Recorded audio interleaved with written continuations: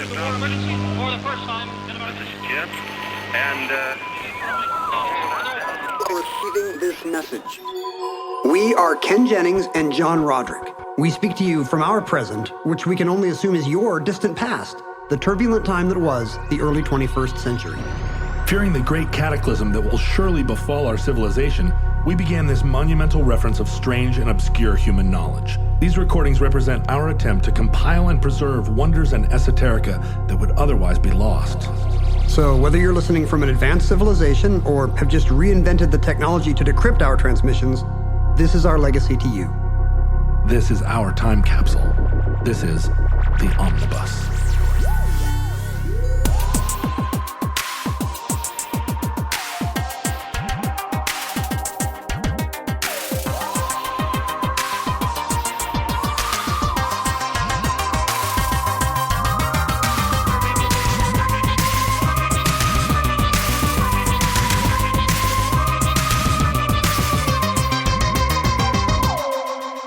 You have accessed entry 853.PS13709, certificate number 34368.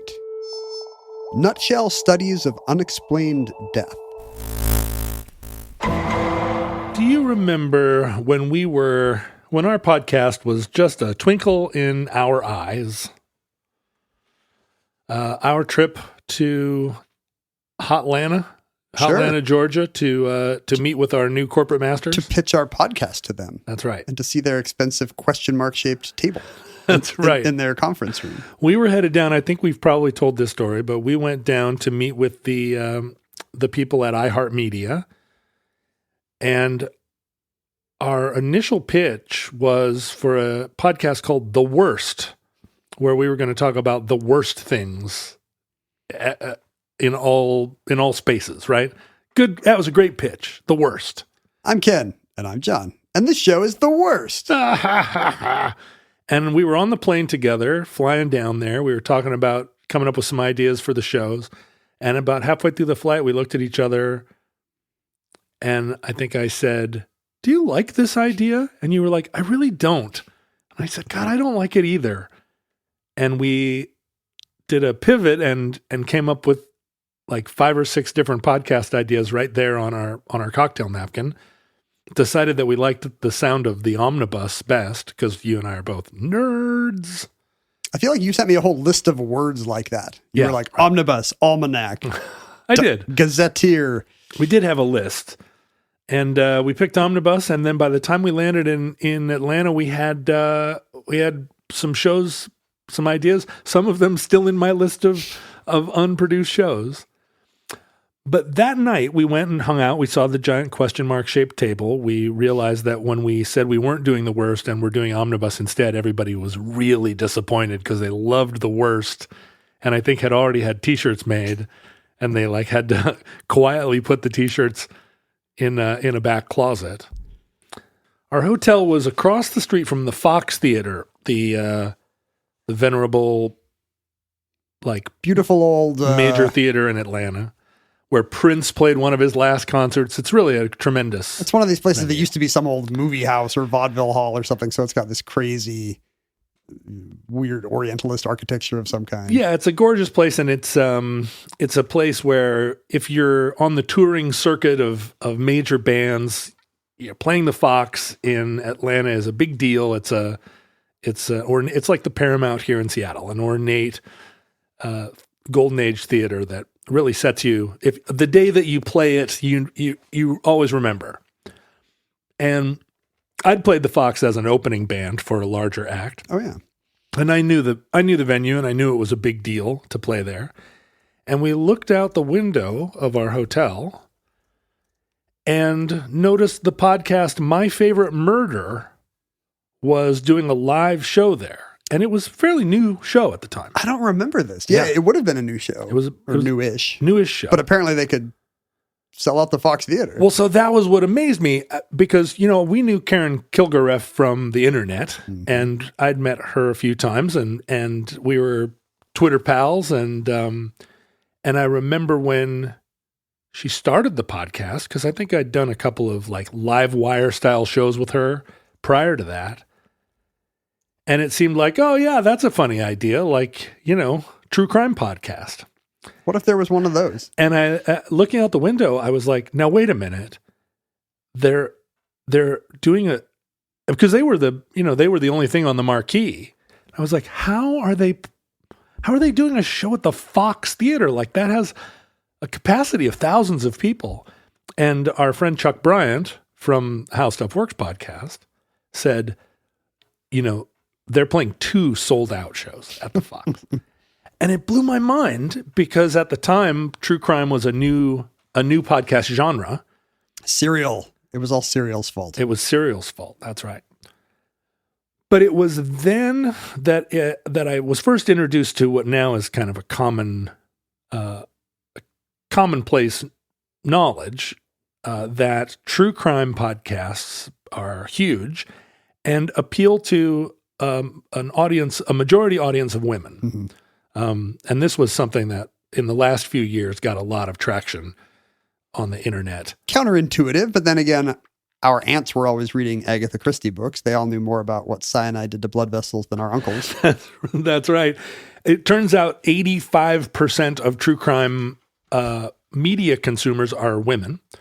And because that was such an interesting and at first sort of, I think for a lot of listeners and commentators, kind of a surprise to learn, there were a lot of think pieces written about it, and a lot of think pieces that kind of covered what you would expect to be the easy dumb take is the easy take that women are the people who actually have to live with the specter of violent crime in their daily lives. This is a way of managing those fears and anxieties. Is that the common knowledge? And on a lot of think pieces, like think pieces everywhere.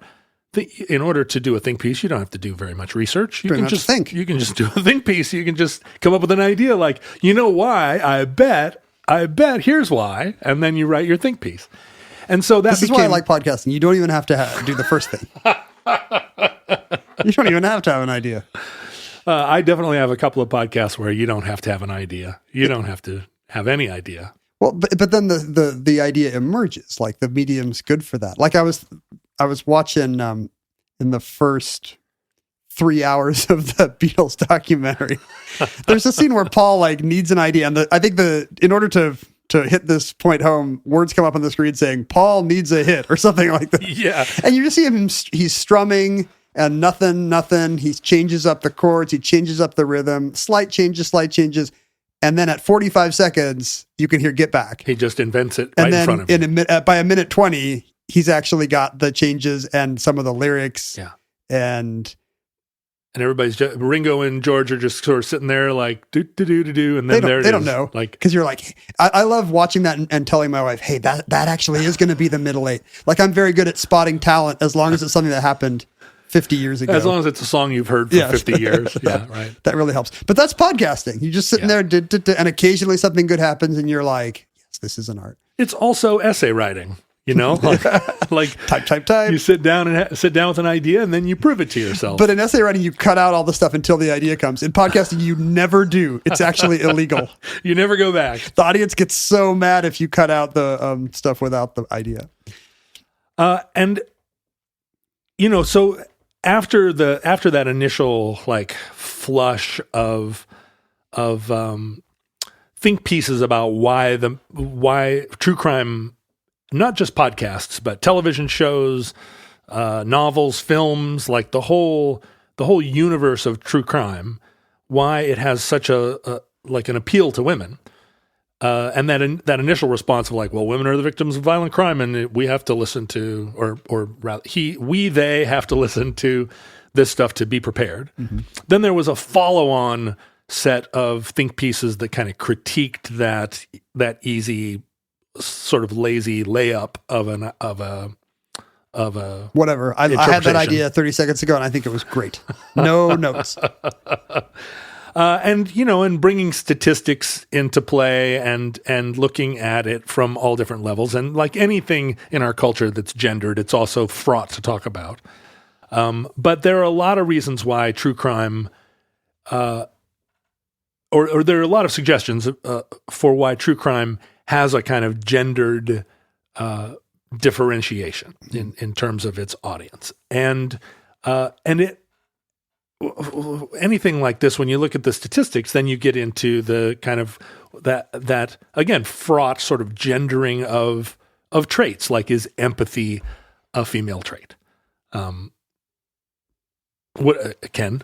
Oh, I thought that was rhetorical. No, that was a question. It was rhetorical at first, and then I saw you looking at me, and I was like, well, let's hear it. I'm going to say yes or no, depending on, and in either case, the not problematic interpretation. Yes or no. Yes and or no. I mean, you don't want to say it in a way that suggests that,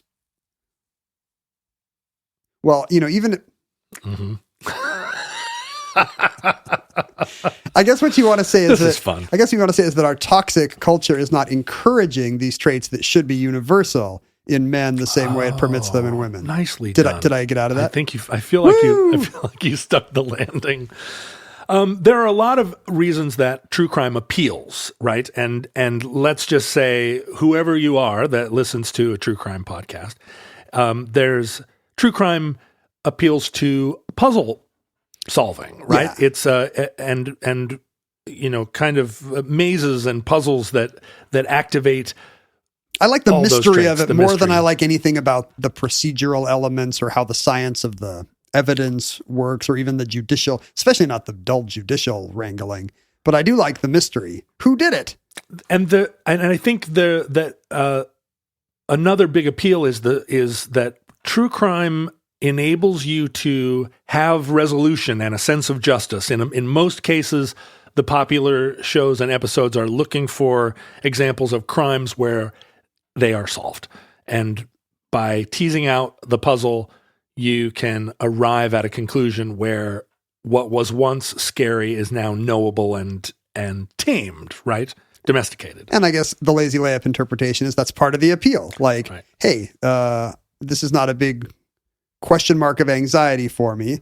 There was a crime, and now I know why it happened and who, and it got solved. So, end of story. It's a little more controlled in my thinking about the awful, disordered universe. There's an interesting quote.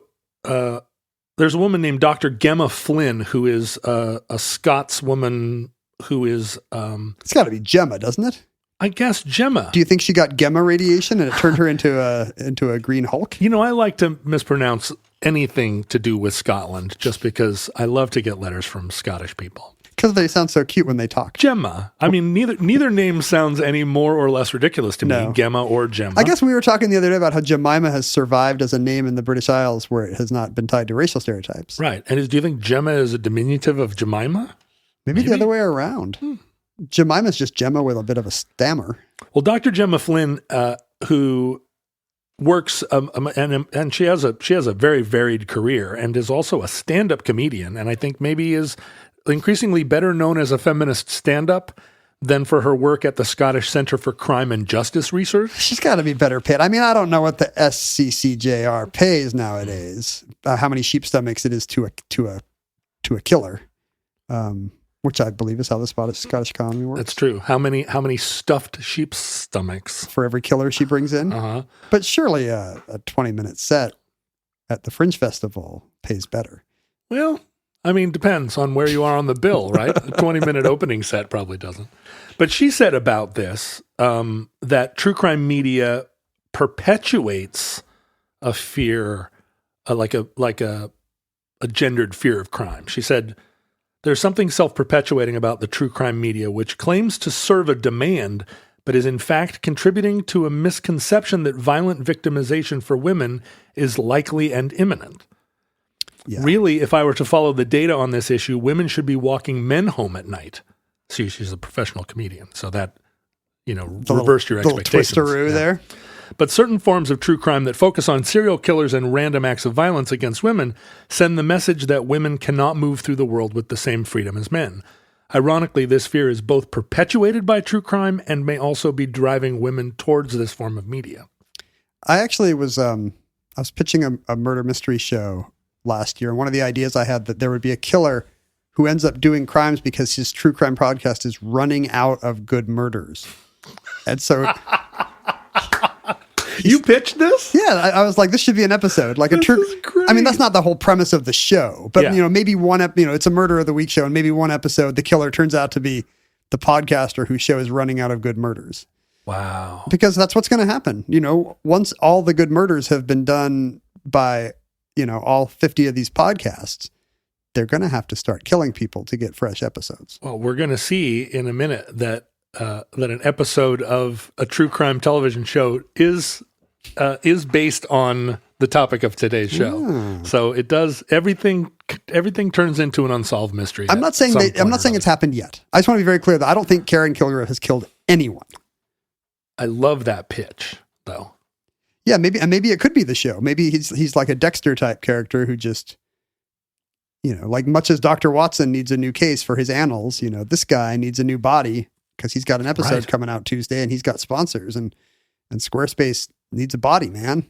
You remember Unsolved Mysteries, the terrible television show with the... I loved it. I loved the reenactments. I loved Robert Stack in the trench coat. Apparently, it's just recently been rebooted and is like the number one. It's like it Ahead shot of its to time. the top. Right.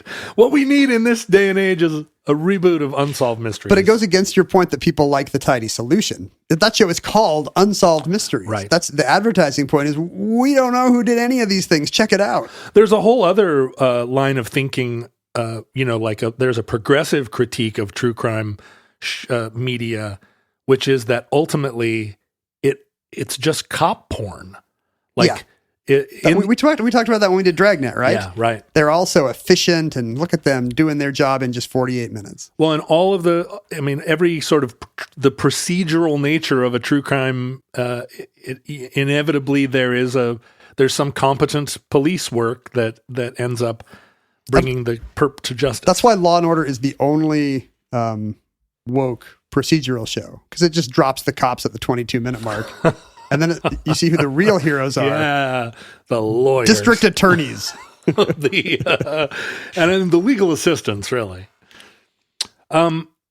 Female identification with true crime as not just a media genre, but as a forensic science is not a 21st century phenomenon. In fact, it goes back to the very dawn of the idea of forensic science. That's interesting. It is interesting. Because you wouldn't think there would be, for one thing, I'm going to assert that it's interesting to whet the audience's attention. Yeah, thank you. You don't want to be listening to a podcast where half the people think it's boring. Or where one of the hosts goes, that's not interesting. This is not going anywhere, John. But it's interesting because I'm sure this is going to come from a time where women were not prevalent or respected in any professional fields. Maybe a nascent one is the place to be. Well, that is a safe bet if you're doing a show about any kind of science or professional life that goes before, our lifetimes. Today. Right. Forensic science was not really an idea in the medical profession or in police work until the 1930s. Prior to that, medical examiners or coroners for big cities it wasn't required that they be doctors. They were just signing a piece of paper. Yeah, they were like, here's a dead body in drawer number 8. This person died. He had a knife in him, so I'm going to guess that knifing is the cause of death. There was blood all over. It was really gross. Signed, medical examiner. Signed, Quincy. And police also did not preserve crime scenes or it's hard to imagine that it would have been a thing that didn't come naturally to police, but over the course, all the way back to Jack the Ripper, like the evolution of police looking at a crime scene for clues, and recognizing that crimes can be solved by careful observation of the setting, was a thing that took a long time to evolve. Let me just assert, that's interesting. That is interesting. Because it's interesting on two levels. One, well, first of all, my question is, how did they think the crime would be solved? With aggressive questioning of Yeah, of shaking witnesses down and suspects. shaking down local thugs. Go break somebody's finger in a bar. I mean, I think a lot of the time It's more of a people puzzle to solve than a and factual one. If you look at statistics of police work, police always think that they can tell the perp by the squinty look in their eye. It's the Moneyball problem. You got a bunch of people who think, well, I can tell how this guy swings, so I don't need actual statistics. That's right. But the other thing that's interesting is like by the early 20th century, there was decades of history of this as a media trope of fictional crime solvers finding footsteps in the wisteria or a missing ladder.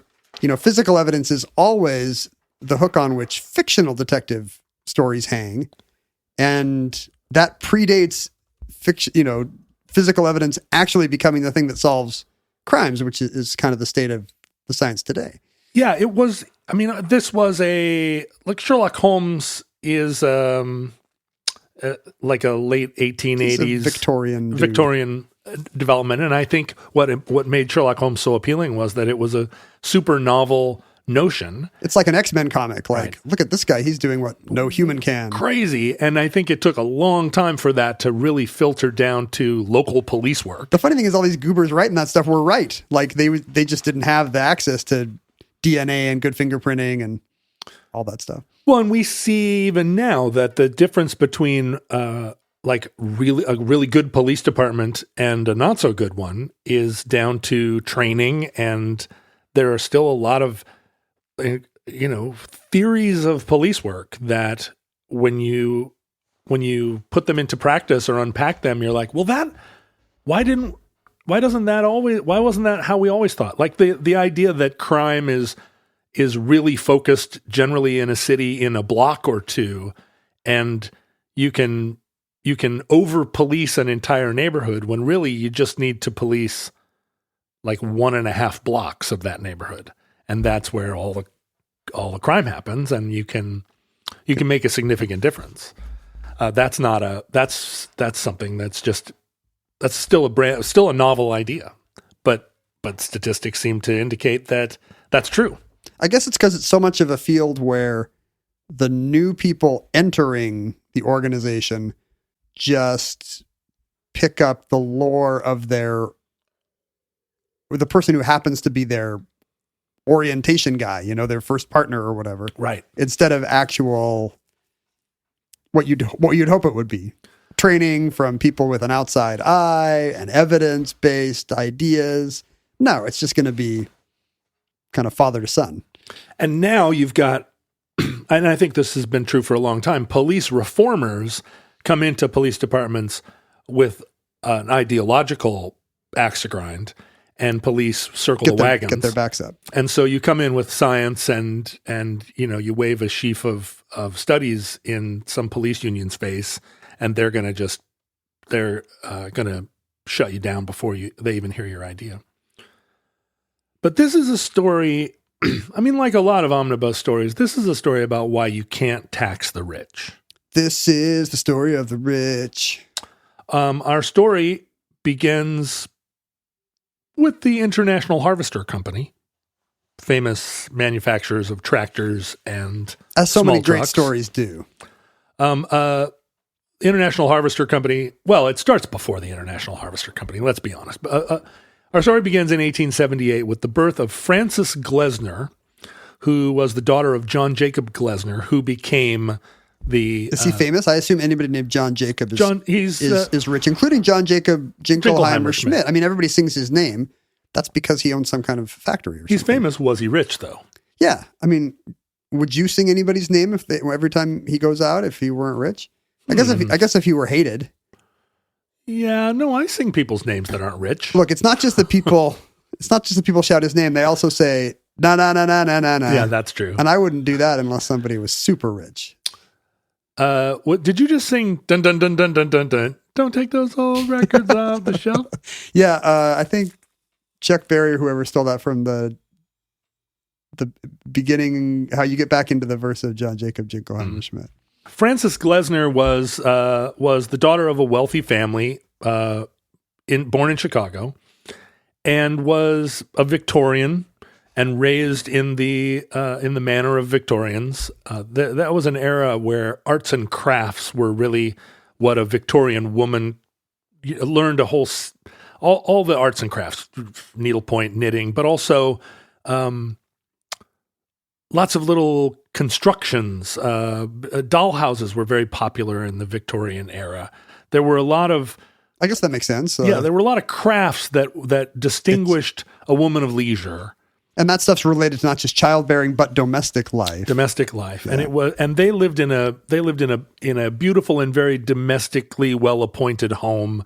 Her father, John Jacob, was a collector of old furniture. And if you can imagine the old furniture that you would have had access to in the 1880s, wow, you could have really had some old furniture, not like now, when it's all gone. Yeah, I mean, I go to a store now and it's like this couch is from 1987, and I'm like, wow, so vintage. How far back do you have to go for the antique furniture to be bad?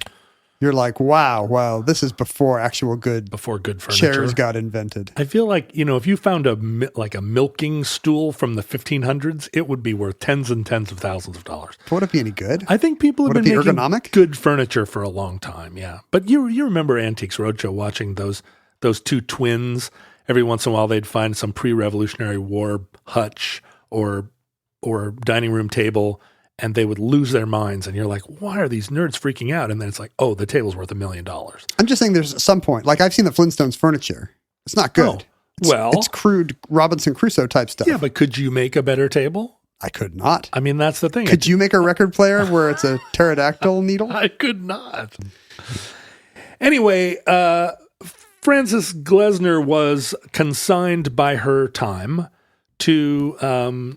although she was a curious young woman and talented, consigned by her time and her class to not go to college like her brother, but to marry young and be a housewife and a mother and someone who was good at needlepoint and made doilies and listened to classical music. Got a tat. A tattoo? No, lace. You tat lace. Oh, you tat lace, right.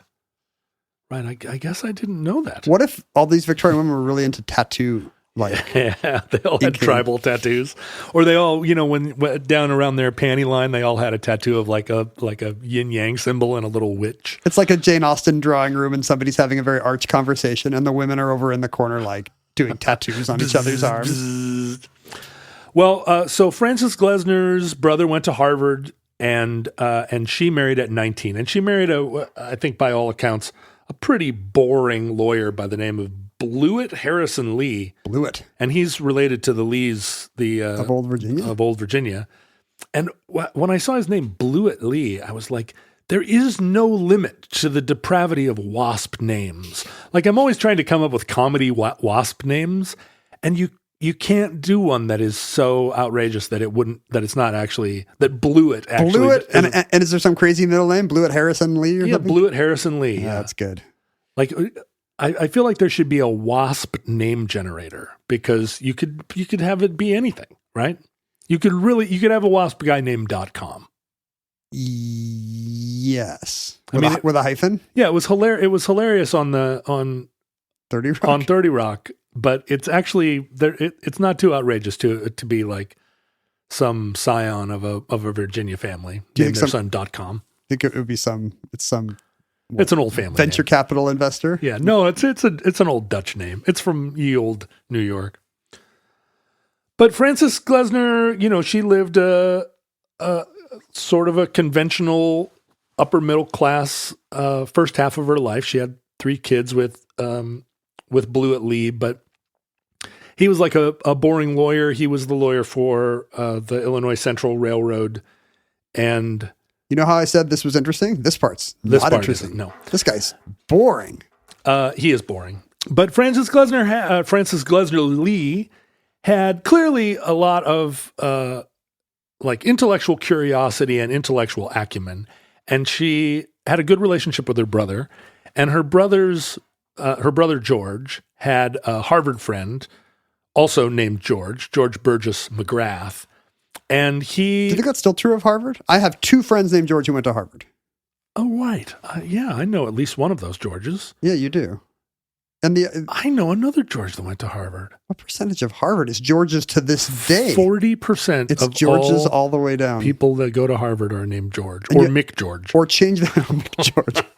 Or you have to change your name to George when you get there. Right, or your middle name is George. Yeah. I would like all Harvard graduates that listen to Omnibus to email Ken at the omnibusproject@gmail.com and give us your hot take on George.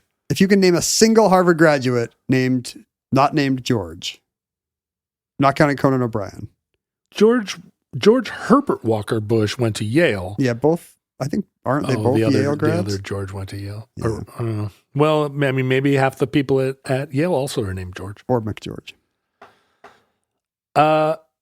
So George Burgess McGrath was studying medicine and pathology at Harvard, and he and Frances Glessner had a close relationship, like a friendly relationship.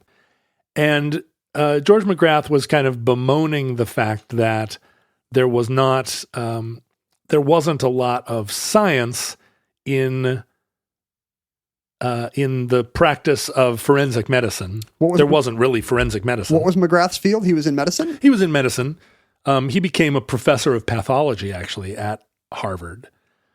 But as Frances Glessner's kind of marriage fell apart, and she had been, as I say, she was practiced in all the Victorian arts.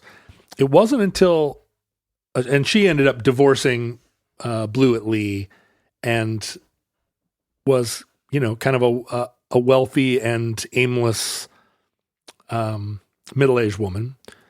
And then her father died and left her the International Harvester fortune. Wow. She gets $2.50 off of every $8 tractor they sell. And she decided that she was fascinated by the work of her friend George Burgess McGrath, and wanted, although she'd been, and they were she and her brother were both homeschooled, and she had, obviously like a broader education than maybe most women of her era. But then as now she's about to get into a weird hobby. And so homeschooling was just as, it produced the same kind of people then as it does today. That's exactly right. She decided that her weird hobby was going to be true crime. And George McGrath, complained that it's not ladylike, right? Was there pushback? It was not ladylike. But because she was very wealthy, the wealthy can kind of set their own tone. And McGrath and there's some kind of cachet to an eccentric, wealthy woman doing what nobody else can do, which would not be true in another class. Well, she can buy her way in, but she wasn't just a dilettante.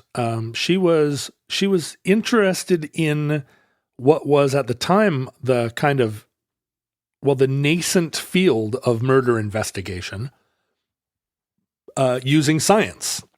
And in 1931, she endowed Harvard Medical School to create the Department of Legal Medicine, which was an attempt to sort of codify what it took to be a medical examiner, how you would actually autopsy people in a methodical way, but also looking at crime, looking at the body as a piece of evidence, and looking at crime scenes from the perspective of a doctor.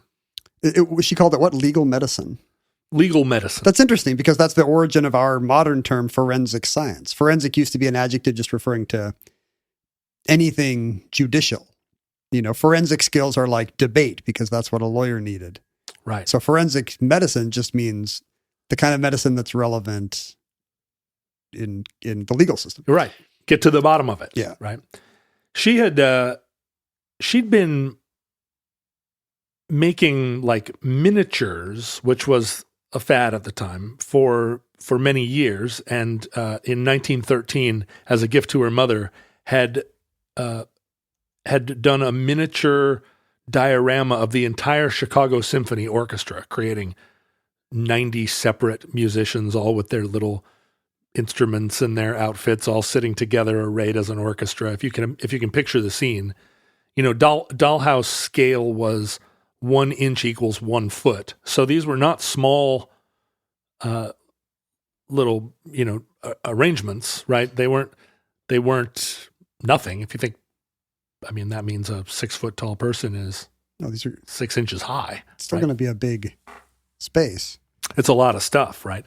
And she was a very detailed craftsperson and made these kind of wonderful dollhouses. And as she was learning about and promoting the idea of first medicine as a forensic medicine as a way of solving crime, but then increasingly police work as a way, the two-pronged attack on a crime scene. Yeah, in the criminal justice system, Bong, bong, bong. there are two. What's the thing? There are two separate.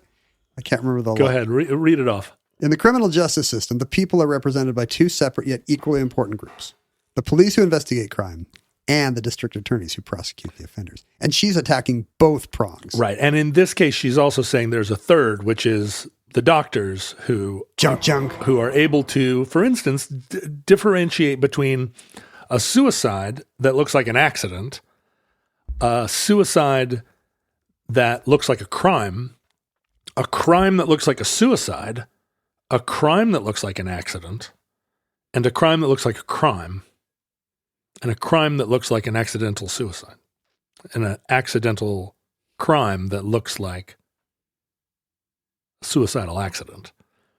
Right? There are a lot of situations where on the surface of things, it looks like a guy hung himself. Sure. But then it turns out, like in the case of Jeffrey Epstein, wait a minute. Maybe he didn't. It seems unlikely that both of those video cameras outside his cell would break on the Or the same Kennedy day. assassination. It doesn't appear to be a suicide, but now we all know that's what happened. That John F. Kennedy actually killed himself. A very elaborate suicide plan. I mean, Right. if you think there were shady government forces involved, well, let me tell you who was running the federal government back then. John F. Kennedy. There you go. That's Who was exactly better right. placed? Well, and John F. Kennedy Jr., who's clearly not dead, but is standing in the wings waiting to join the second Trump administration. It's interesting that she's interested in medical examiners because that is also a third prong of the attack on the Law & Order TV franchise, and it's generally a woman in many of the Law & Order shows. The medical examiner is often a woman. Well, we'll see that is that's sort of that's the interesting denouement of this episode. Oh, I didn't mean to steal your thunder. No, it's quite all right. That's what we do here on the show. We trade thunder. I've seen a lot of these miniatures of this time in museums. Like, have you been in enough museums to see the 19th century? Those Thorn rooms in that weird place under the Art Institute of Chicago, and I was in a toy museum in Basel, Switzerland last summer that just had floor after floor of just insanely detailed little model tableau. I guess today everybody just scratches that itch with Lego. Yeah, right. And if you think about the mid-century fascination with model building, model trains, and all those Revell B-24 model kits that I constructed and then blew up with firecrackers. But before it was transportation, people were just making little parlors. Making little parlors, right. And it's a... What are you doing tonight, Joe? Just going to go home and make a little parlor. I'm kind of busy. It's pretty fun work. And as you just suggested, it's also a kind of voyeuristic way of exploring. The first thing you probably do is make your own parlor, but then the second thing you do is make your neighbor's parlor or the parlor of someone famous. And in Frances Glessner Lee's case, you start to work on parlors of people living in worlds that you don't have access to. So she started. What would that mean in her case? She's a person of privilege. Well, by 1936, she'd started funding what she called the Seminars in Homicide Investigation, where she would bring together, like high-ranking police people into these small groups, and they would talk about the latest advances in investigating crime scenes and trying to develop the eye and the mind to look at a crime scene to look at it methodically. Yeah. And she would, she suggested that you work in a clockwise circular spiral looking from the outside into the center. And I think she's working against the tendency, the natural human tendency to walk right up to the dead body and flip it over, right? Like, what killed this person? Let me walk through this puddle of blood. I would nudge it with my foot. First you nudge it, right? First you nudge it, just to make sure the person doesn't gasp and sit up and go, no, I just spilled ketchup and fainted. It would save you a ton of time. Yeah. But right about this time, she's now in her 40s, and the idea, culturally, the idea that criminological theory is going to make crime investigation a science like we're trying to make everything else a science in the early 20th century. There's got to be a scientific way to uncover the truth, no matter what truth you're trying to uncover. Because we're doing things this old-fashioned superstitious way. Right. It's taking longer and the answers aren't as good. We're going to use cybermetrics in everything. And so she begins work on what would be her very famous project, which was to build 20 dollhouse scale crime scenes, meticulously constructed and full of clues. So in each case, does she knows who the killer is and has planted evidence? No, she has gone. So she used to actually go to crime scenes herself, to autopsies. She was learning all this science on her own and with the help of her friend George McGrath. And then she would compile that into these sort of either crime scenes that she built little nutshell dioramas depicting an actual crime or composite crimes, but it was often unclear what the, who was guilty or whether or not it was a crime. It was just, they were kind of quizzes. She would put people, so she began these seminars, and then in 1945, she started the Harvard Associates in Police Science, which was a kind of, it's almost like a council of foreign relations or whatever, like a group where these seminars would invite, a half a dozen police investigators, and they would be given one of these little puzzles, a little crime scene where there would be, her first one was called The Case of the Hanging Farmer. And she'd built a barn, and there was a farmer hanging from a noose in the middle of the barn. It was an actual case and meticulously constructed. And within the barn, and the police investigators would be left alone with the diorama for 90 minutes.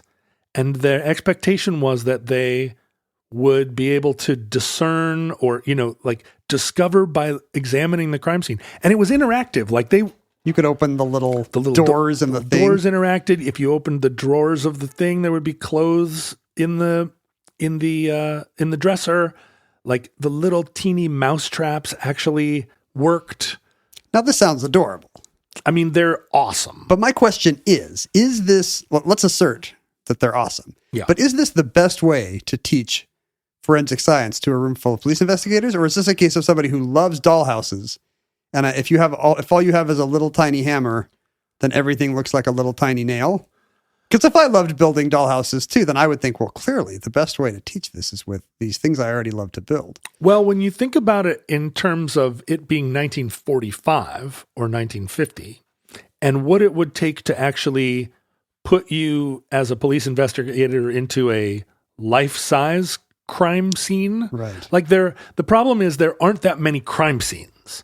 Like you may be surprised because we watch TV now and it seems like, well, every half an hour there's a devious killer. Yeah, there's a new apartment where there are clues all around and someone hanging from a light bulb. There's a hanging farmer like on every channel.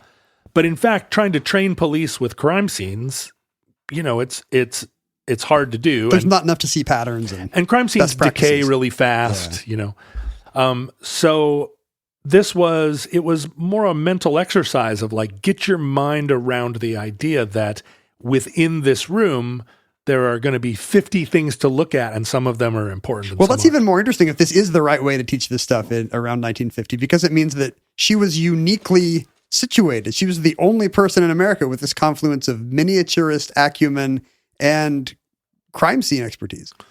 Well, so in 1966, the Harvard kind of absorbed the Department of Legal Medicine into. I mean, they closed down the special Department of Legal Medicine, and I guess forensic doctoring became such a widely understood component of medicine that if you were going to be a forensic doctor, it was just a course of study. It wasn't an experimental wing of their medical school anymore. And they donated her nutshell dioramas, 18 of which survive out of 20 that she made. They donated them to the Maryland Medical Examiners, and the Maryland Medical Examiner still uses them to train police investigators now. Today we have the tech to shrink down the investigator to the scale of the room so you can walk around in there like on The Wire saying, fuck. Yeah. Well, no, we inject investigators into the veins of criminals now, and they can investigate the crime from inside. Ant-Man. But one of the things that was obviously interesting to her was that as a woman of privilege who grew up in a glamorous mansion in Chicago, she was building these diorama of, flop houses, lower income spaces of the 18 dioramas that survive. 11 of them have female victims. A lot of them have, signs of drug and alcohol use or abuse in the space. They're kind of, there's the voyeuristic element for her of kind of living in these. Do they work as art as well? They do. They're beautiful pieces. They were on display at the Smithsonian just recently. She actually would, this is maybe apocryphal, but apparently she would wear like outdated fabrics in order to then cut up her clothes to use those fabrics to make fabrics for her dolls, because she wanted the fabrics to have wear and tear. Oh. So she would wear these clothes until the fabric was worn in, and then she would snip it up. Like, people are like, well, that's an out of style plaid. And she's like, not if you're the pants of a serial killer. She's kind of a fascinating, when you see pictures of her, she looks like a matronly woman of the 1940s, sort of like somebody that would be shaking like a rolling pin at Bugs Bunny, almost, like an Eleanor Roosevelt type. But she, in the end, was given, not in the end, but in the course of her career, became the first female police captain. It was an honorary captainship in a New Hampshire police department, but she put it on her business card, like Captain Frances Glesner Lee. But she was nationally respected, but in the field, a field that is not friendly to outsiders, maybe. Yeah, and forensic medicine kind of credits her as the person behind its development and its like forensic medicine and forensic investigation, I guess, are partly the product of her efforts to systematize them and her efforts. I mean, she wasn't public facing in the sense that she was writing newspaper editorials. She really focused on training and systematizing the training of both police and doctors to look at crimes as things that can be solved with evidence-based practice and also like theory, right? It makes you wonder how many other big problems we could just solve with doll furniture, and we just haven't tried yet. Well, I think what we need is millionaire women. First of all. That's why you can't tax the rich. That's right. You don't get genius miniaturist You artists. can't tax the rich. And in this case, she inherited her money. So you can't tax the children of the rich. You can't... Inheritance right, tax even if is some guy's against- evil, you can't tax some evil billionaire. What if his daughter turns out to be awesome and buys antique plaids to solve murders? If there was a reasonable inheritance tax in the United States in the 1930s, maybe there would still... Maybe serial no killers- murder would ever have been solved. No murders would ever have been solved. I think fascinatingly, to this day, as you pointed out earlier, 78% of American forensic scientists are women. Wait, really? Oh yeah, almost 80% of forensic scientists. I thought this was just Law and Order's way of being like, oh, we got to have a woman character. Bum, bum, it's not going to be bum. either of the cops. Nope. So to this day, most medical examiners, etc. That's right, are women. And and the other way that Law and Order has proved true is that almost all federal judges are black women. And that concludes Nutshell Studies of Unexplained Death. Entry 853.PS13709, certificate number 34368, in the omnibus. Futurelings, you know how John and I died. You know, hopefully, how At the ripe old ages of 106 and 111. You know how the crime scenes were investigated and solved. Mm-hmm. You know, the devious riddles and traps we left behind for those puzzling out our deaths. Both of us killed by our ungrateful children. It is kind of a bummer that Sondheim didn't leave some kind of scavenger murder hunt behind when he went. Would it have killed him? It's probably in his final work. It's a murder mystery that we'll uncover in a desk drawer. Maybe the people reading his will are surprised to see that it's... It's all in song.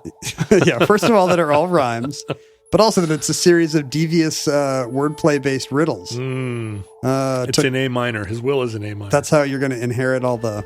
I mean, with a lot of people, you'd inherit the company, but in his case, you could inherit the royalties from company. You could... But in our day, before our violent deaths, you could find us at Omnibus Project. I'm at Ken Jennings. John is at John Roderick. You could find fellow listeners of this show by looking up Futurelings on Discord and Reddit, and particularly Facebook. This entry won't be out for a couple of months. Maybe Facebook will be illegal or bankrupt by then. But, One can. but we were out there in the metaverse, John. You could email us at theomnibusproject@gmail.com. We received... Should I open mail? Yeah, let's see what you got there. Usually you pull out some You mail. could send out physical objects to Omnibus Project, P.O. Box 55744, Shoreline, Washington 98155. A listener in Nooksack, No, really? right here in Washington State. I love getting mail from Nooksack. I hate getting kicked in the Nooksack, though. People around the world, sometimes I'm guessing, think that our Washington place names are made up by us. And 10% of them are. So it's up to you to figure out which ones are real. Well, at first I thought this was an autograph request, and then I thought it was something for you, and now I believe it's both. An autograph request and something for me? Yes, it's a card of a squirrel eating corn. I know you love getting mail to our omnibus address that's just mail for me. Stephanie and Andrew are thanking us for this podcast. Stephanie's son Andrew likes it. Yay. It's a show that I can listen to with him in the car without worrying about what he might hear. Ooh, I don't know. Did anything bad happen today? No, I don't think so. Hanging farmers. You say a lot of swears. I don't really do many either. swears. I do not. I think your swears. I think we have to bleep more John swears. I don't think that's true. I think you have to bleep more like things I say, ideas that are abhorrent, and possibly illegal in much of the European Union. But no, I think if you did a supercut of all my swears and all your swears, I think your swears are worse than mine. Well, that's a challenge to the listener. Worse. So it's not just a total number. You actually have to grade the severity of each one. Yeah. If I say darn it and you're like, F that. Oh, I also feel like those kinds of swears where you say F something, that's a swear. That doesn't count. Everybody knows what you mean. Should we bleep it? You don't mean do we have to Frankenfurter that. Do we have to bleep the letter F? Stephanie, so I apologize if Andrew's now having nightmares about the hanging farmer or whatever the creepiest part of this show was. Mm-hmm. But look what she sent you. A lady in her town makes local Washington magnets. I like this. So already. here's Birch Bay, Washington, or Blaine. Blaine, Washington. The most beautiful sights of the great Blaine, Washington. the most beautiful side of Blaine is apparently the beautiful Semiahmoo, and I don't know what that is. Do you know what Semiahmoo is? But we have refrigerator magnets of the northwestern corner of our state here. And Birch Bay. It's like an oil painting of some rotting pilings. Semiahmoo. is that Chinook jargon? It might be. I don't know what Semiahmoo is. We are, that's what it's called when a whale is descended from a cow. It's a resort in Blaine. It's a because in the summer, people head up there. to Blaine. Yeah, it's as close as you can get to Canada in the United States without going to Alaska. It's where you live if you want to go drive up and get prescription medicine cheap. Well, I let's see. What is it? It doesn't look like it's a casino, which is unusual. Oh, it's a golf and wellness. There's a lot of beachfront community. stuff up there that is not on tribal land. I've stayed up there before. Stephanie wants me to autograph one of my children's books for Andrew. Oh, the delightful Junior Genius series. I hope our listeners have all bought all 7 of these. You know, I will say that my daughter, who is 10 years old, loves the Ken Jennings Junior Genius series. And Ken and his family were over for dinner the other night. And she had me autograph them. yeah, right? and she actually knows me. You don't need my signature. She was like, "Will you autograph my book?" And you were like, "Yeah, bring them out." And she was like, "No, I just want you to autograph the one because her favorite one is the outer space one. This one right here." There we go. She was like, "Just autograph that. It'll cover the other ones." And I don't know if I'm supposed to autograph the book with this, but at that point, I'll probably give it to you. It's a pen that's shaped like some kind of a wooden carved crescent wrench. Does the wrench work? I don't think the wrench works. It appears to be maybe a replica Oh, it's of a a replica wrench but it's a pen. carved in wood. This seems like the Who type knows? of thing that when somebody is writing out your bill for the hard work they did on your car, they use this wrench. Nooksack is full of mysteries, John. We may never fully understand why we got this picture of a squirrel eating corn on the cob and this mysterious non-wrench. Thank you, Stephanie. I will sign your book and get it in the mail to Andrew. I'm going to sign my Francis Glesner Lee. Oh, wait a minute. But it's not. The pen doesn't work, Ken. Well, maybe you just have to scribble for a while.